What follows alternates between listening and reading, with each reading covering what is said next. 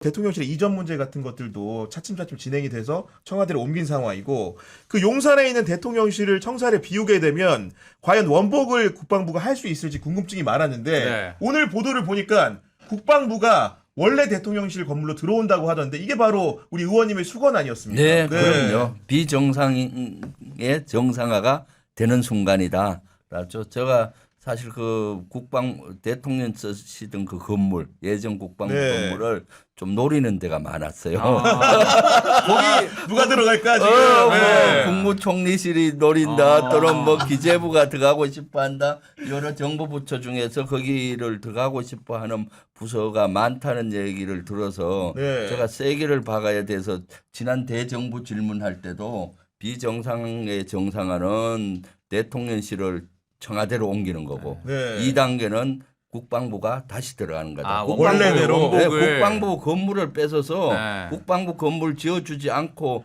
나가라고 하니까 그때 합참 건물 뺏어서 들어갔고 합참은 또 시설본부 뺏어서 들어가고 맞아요. 연쇄적으로 이렇게 한 거예요. 그게 뭡니까? 그래서 이제는 원위치를 시켜줘야 된다. 병욱 씨 저기 그럼 용산 사우나는 누가 쓰는 겁니까? 아 사우나 철거한 걸로 알고 있습니다. 철거했어요. 철거한 걸로 알고 있는데 철거했어요. 게다가 이제 국방부 건물 하면 또 우리 장성철 수장님도 추억이 새록새록 있는 곳 아니면 옛날에 국방위 계실 때 아. 자료 받으러 좀 많이 가셨잖아요. 그래가지고 막 버티고 서가지고 네. 뭐 자리 안 주면 안 간다. 그래가지고 저희 뭐 열람도 하고 근데 주지는 않더라고요. 아, 근데 주지는 군사 않고. 기밀이기 때문에 그걸 네. 또 가져오는 것도 부적절하고 자료만 확인하고 질의에 참고하고 그랬는데 저 김명주 의원님 네. 좀 궁금한 게 있는데요. 국방부 건물이 워낙 이제 노출도가 심하잖아요. 그럼 북한에서 미사일 몇 방 쏘면은 그 건물은 바로 그냥 무너지고 타격되는 거 아니에요? 방어 시스템이라든지 아니면 전쟁이 났을 때 방어가 잘 돼 있냐? 그런 네. 문제 없다고 봅니다. 왜냐하면 전시가 나면은 네. 전시에는 거기 들어가는 게 아니잖아요. 아. 저쪽 그 뭔 감금하려고 했던 저 제가 거기 앞에 이동해야 되기 때문에 제가 거기 지켰습니다. 네. 요새는 사실은 기습 전면 전은 일어나지 않아요. 사실은. 예, 그렇기 때문에 충분히 우리가 인공위성이나 감시수단으로 24시간 보기 때문에 네. 충분히 이동하고 네. 할 수 있는 체계가 되고 또 평시에도 네. 그 지하에는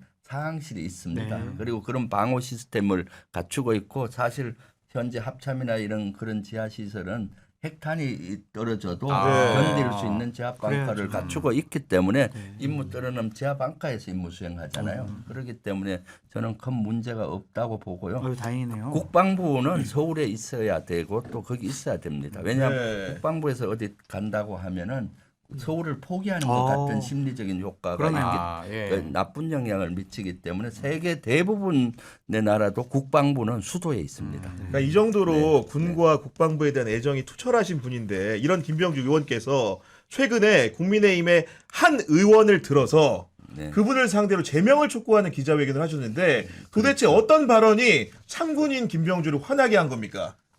지금 그 지난 군을 너무 모독했지 않습니까? 김정은을 뭡니까 기쁘게 하기는 거 외에는 없다.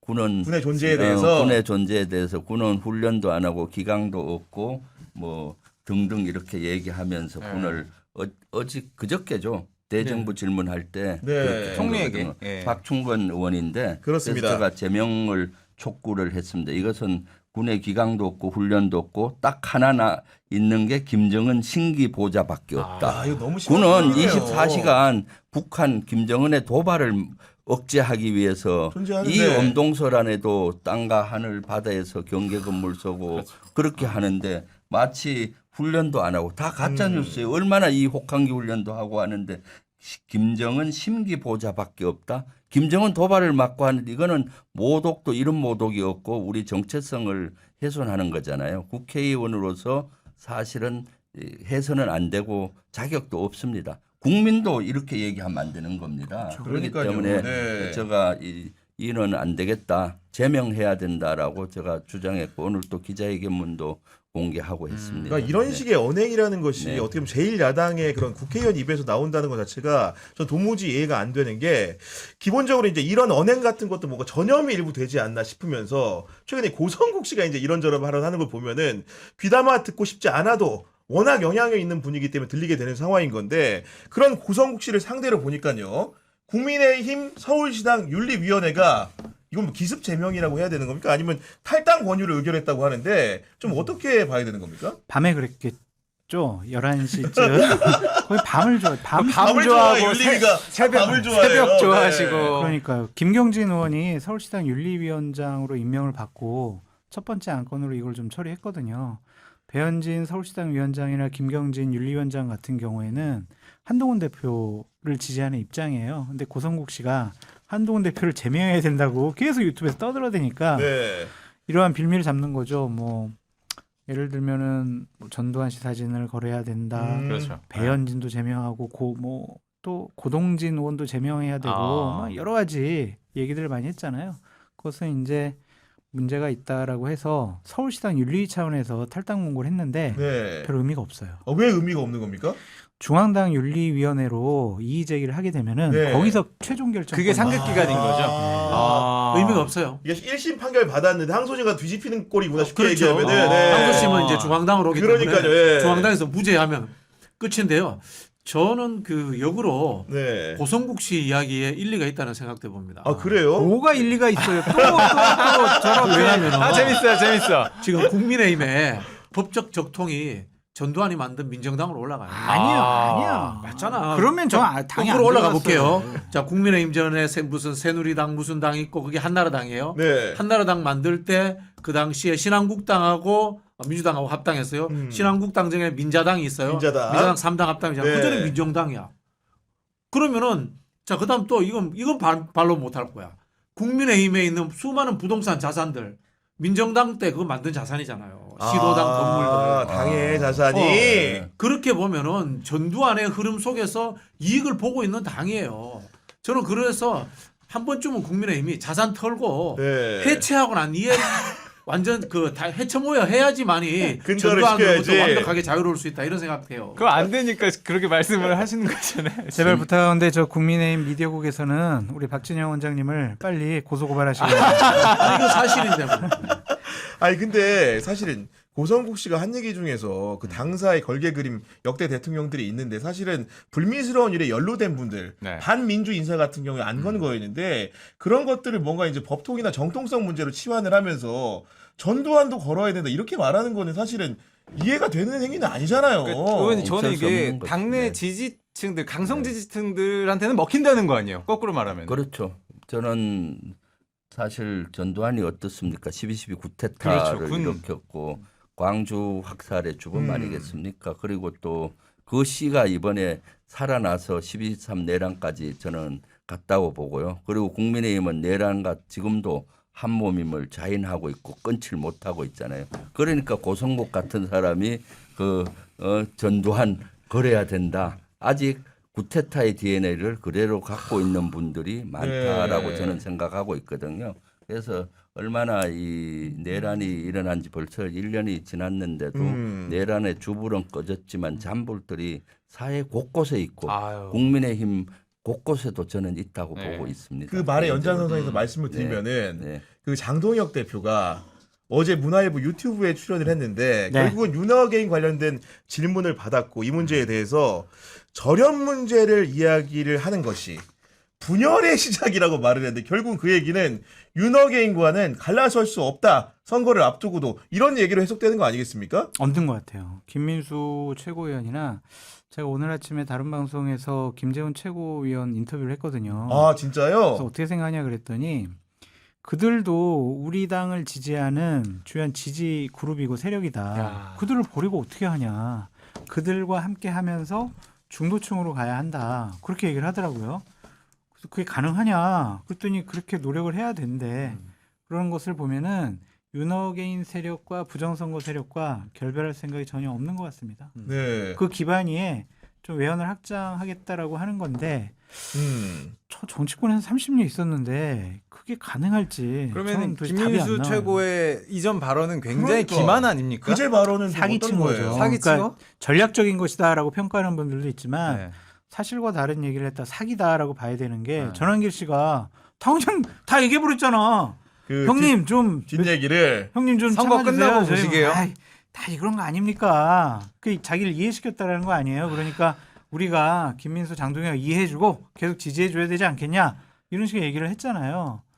근데 이미 다 밝혀졌기 때문에 이거는 국민을 속이는 행위가 아니냐. 아니 근데 저는 이해가 안 되는 게 정당의 전략이나 속내라는 것은 어떻게 보면 비밀주의적으로 가도 모자랄 판인데 이렇게 하루아침에 들통나는 그 뒷얘기들은 좀 어떻게 이해해야 되는 거죠? 아니 정당의 전략이라는 게 지금 국민의힘에 존재하지 않잖아요. 뭐 그런 부분인 거고 사실 누가 보더라도 장동혁 대표는 자기 계획이 있구나. 본인도 자기 계획이 있다고 했습니다. 네. 그건 뭐냐면은 지방선거에 지든 말든 나는 내 길을 간다. 대권 주자로서 길을 간다. 이런 거고요. 제가 장동혁 대표한테 또 하나 조언해드리자면은 목표를 이렇게 잡으세요. 2018년 지방선거보다 잘하면 우린 승리한 거다. 2018년 지방선거랑 비교를 해라. 네네네. 2018년 지방선거에서 국민의힘이 대구 경북만 먹었거든요. 거기에서 하나만 더 먹으면 그때보다 우린 승리했다. 네. 이렇게 전략 목표 잡으시면 됩니다.